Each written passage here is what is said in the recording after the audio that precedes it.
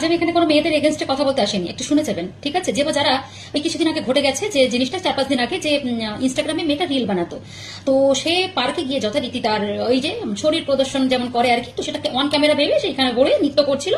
ছেলেরা ধরে তার সাথে তাকে মারধর করেছে বা অনেক ব্যাড টাচ করেছে বলছে, কিন্তু সেইখানে আবার অনেকেই আমাদের যারা মেয়েরা রয়েছে তারা আবার অনেকে কমেন্ট করেছে যে এটা ঠিক হয়নি, সে যাই করুক না কেন ওদের রাইট আছে ছেলেদের, অবশ্যই এটা একদম ঠিক কথা।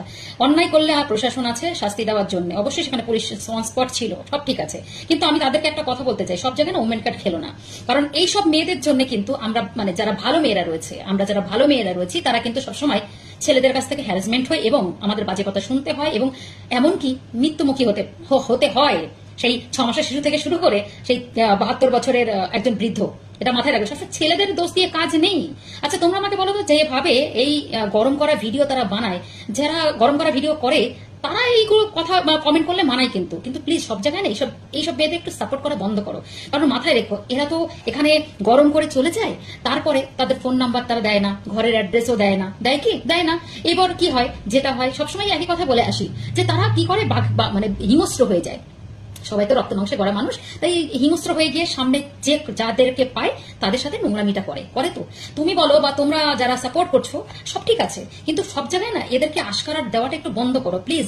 আমি ওই সব মেয়েদেরকে বলছি যারা বলেছো না যে ছেলেরা যেটা করেছে ওকে করেছে, সে করেছে, ভালো করেনি। একটা যেখানে সেখানে সবাই ফ্যামিলি নিয়ে ঘুরতে যায়, ফ্যামিলি বাচ্চারা থাকে, সেই স্পটে গিয়ে যারা পাছা এরকম দুলাচ্ছে, গান করছে, নাচ করছে, সব ঠিক আছে, কিন্তু তাদের ড্রেসটা দেখেছো? মেয়েগুলোর ড্রেস দেখেছো?